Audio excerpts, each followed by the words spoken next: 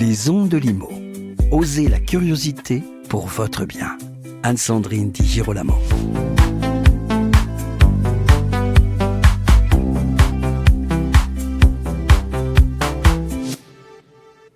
Séance Carnet Rose aujourd'hui. Il y a tout juste quelques jours, Henri Buzicazo a annoncé la naissance de République et Logement. Il va de suite nous permettre de comprendre ce qu'est République et Logement et nous expliquer le sens de sa démarche. Bonjour Henri Buzicazo. Bonjour Anne-Sandrine. Ma question au fond est assez simple. Est-ce que vous pourriez nous dire ce qu'est République et Logement ? Est-ce que c'est un outil de lobbying, un think tank, une sorte de salon de conversation à l'image de ce qu'étaient les salons littéraires du XVIIIe siècle ou bien encore toute autre chose ?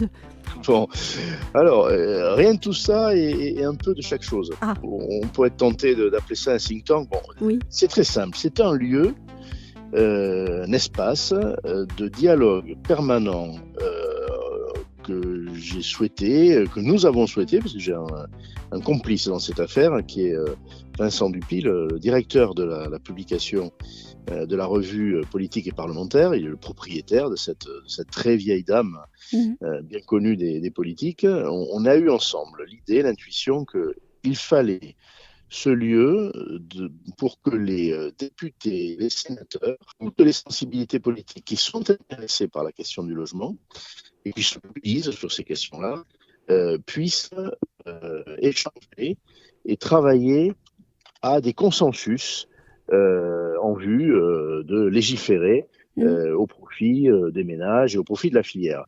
On s'aperçoit, et quand on en a eu l'idée, nous n'étions pas en cette fin d'année 2024, après une dissolution, un gouvernement renversé, un gouvernement qui est en train de se constituer.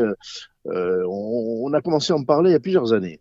Mais on identifiait déjà que la question du logement était peut-être l'une des seules, on va dire, permettant dans notre pays des consensus de la droite à la gauche, pour pas dire de l'extrême droite à l'extrême gauche. Et que on avait là un sujet de société qui permettait cet accord. Et on s'est dit, cet accord, bien sûr, qui peut se former à l'Assemblée, au sein d'une commission, saisie sur un texte, au sein d'un groupe de travail, au Sénat de la même manière. Mais on a éprouvé qu'il fallait un lieu qui soit transversal, Assemblée nationale et Sénat, tout groupe confondu, et qui soit informel. Voilà. Donc c'est un lieu latéral, il n'est pas intégré dans les institutions de l'Assemblée, dans les institutions du Sénat, voilà, il n'a rien d'officiel, un lieu informel, où des députés et des sénateurs passionnés, je disais intéressés, on peut aller plus loin, passionnés par les problématiques de logement, vont être prêts à discuter, alors de façon confidentielle aussi, voilà, et sans posture, voilà, parce qu'on sait que dans un congrès d'organisation professionnelle, j'ai vu ça encore récemment, LFI refuse de discuter avec le Rassemblement national. Bon, bien, moi, je peux attester que quand j'ai procédé au lancement il y a quelques jours de ce lieu, il y avait toutes les sensibilités assises autour du petit déjeuner, assises autour de la même table. Voilà, donc le caractère informel et confidentiel compte beaucoup. Alors après, vous avez posé la question de savoir si c'était un lieu de lobbying. Non.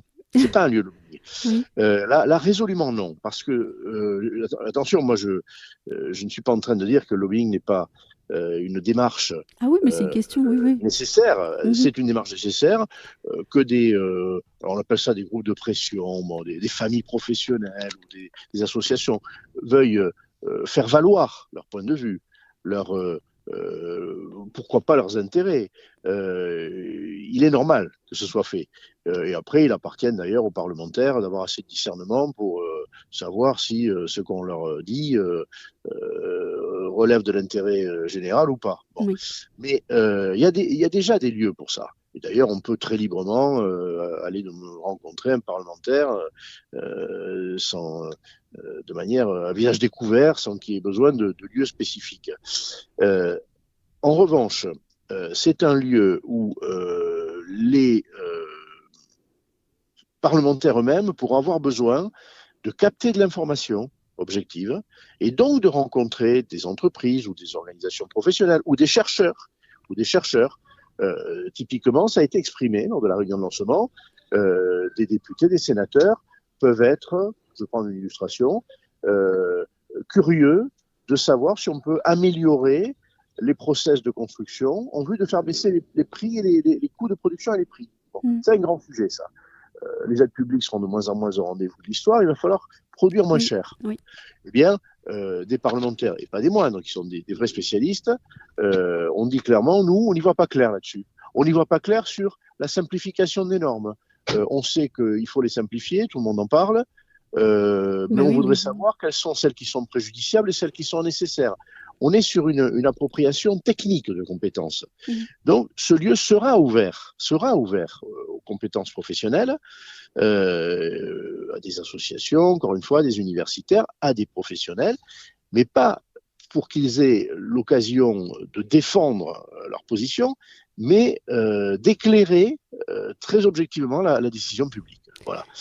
Voilà à quoi va servir ce lieu. Alors, il s'appelle République et Logement. Moi, j'en avais eu l'idée il y a des années. Je l'ai déposé.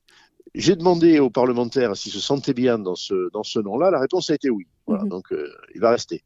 Oui, ben, on entend peut-être aussi un souci de protéger un intérêt supérieur, un intérêt général sur le logement. C'est tout à fait ça. Oui. C'est tout à fait ça. Ils ont validé, ils étaient une trentaine l'autre jour, certains qu'on connaît bien, d'autres un peu moins, mais tous ont attaché leur action législative au logement.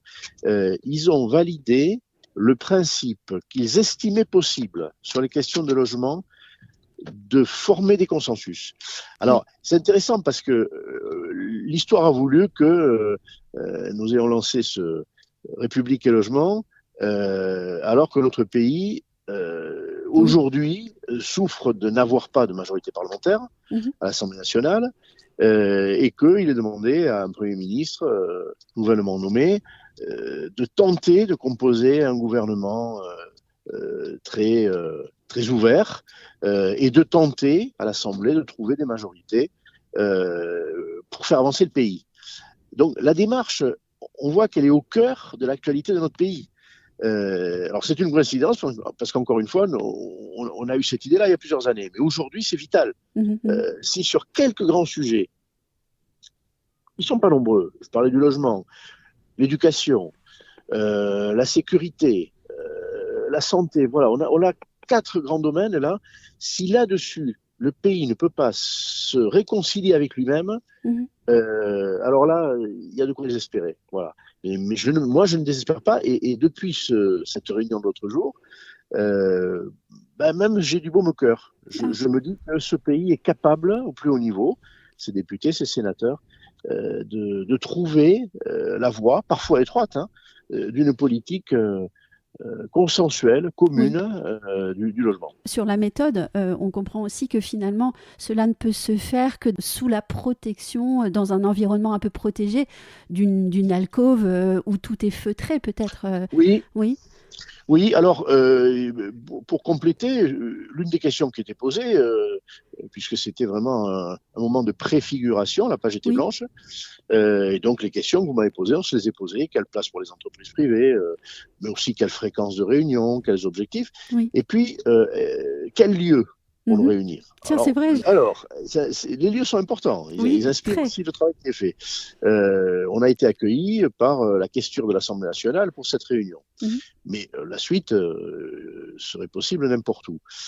Un lieu privé, si c'est un lieu privé, il va y avoir la question de son financement. Et donc, la question de l'indépendance. Et il n'a pas été souhaité par les parlementaires qu'il y ait des questions de financement qui se posent. Et donc, les députés et les sénateurs, il y avait les deux, ont dit, nous, on trouverait bien que, alternativement, ce soit la questure de l'Assemblée nationale, qui est le lieu, en fait, de pilotage de l'Assemblée nationale, la questure, et à la question du Sénat, même chose. Voilà. Donc, ce sont des lieux qui sont financés par la République, et voilà, ça ne se fera pas à grands frais. L'autre jour, c'était autour du café. A priori, ce sera toujours ça la formule. Et dans l'indépendance. Voilà. Les questures étant en plus, dans l'histoire, à quoi servent les questures ? Les questures, ce sont des lieux qui ont créé l'indépendance des assemblées parlementaires, Oui. puisque l'Assemblée ou le Sénat s'autofinancent. Ils ne sont pas financés par l'État. Mhm. Ils sont financés par la collectivité publique, mais pas par l'État. Ils ne sont pas sous dépendance de l'État. Il n'y a pas un impôt qui finance l'Assemblée ou le Sénat. Donc la question, c'est ça, c'est indépendance. Oui. Et Et- les parlementaires qui étaient présents l'autre jour ont voulu que cette démarche aussi soit marquée par son indépendance. Et j'ai une dernière question tout à fait pratico-pratique, mais importante. Si j'ai bien compris, ce seront les hommes politiques Oui. qui poseront une question et qui donc inviteront des professionnels, par exemple, et d'autres personnalités, à Absolument. venir discuter avec elles. C'est bien cela. Oui. Il ne s'agit C'est pas d'un exactement club dans lequel on prend chacun une Non. carte, en fait. Dans ce sens Oui. que ça va se faire, il y aura des thèmes de réflexion.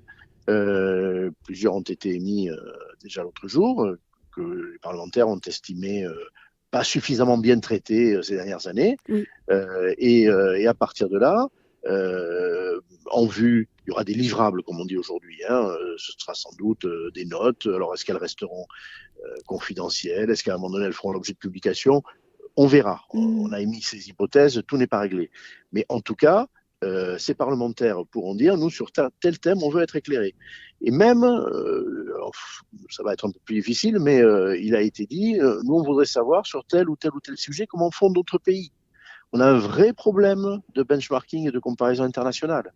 On sait très mal, oui, moi, après 35 ans d'immobilier, vous me demanderiez sur tel ou tel sujet que fait l'Espagne, l'Allemagne, les États-Unis. Je ne serais pas très savant. Bon, on a un vrai problème là-dessus aussi.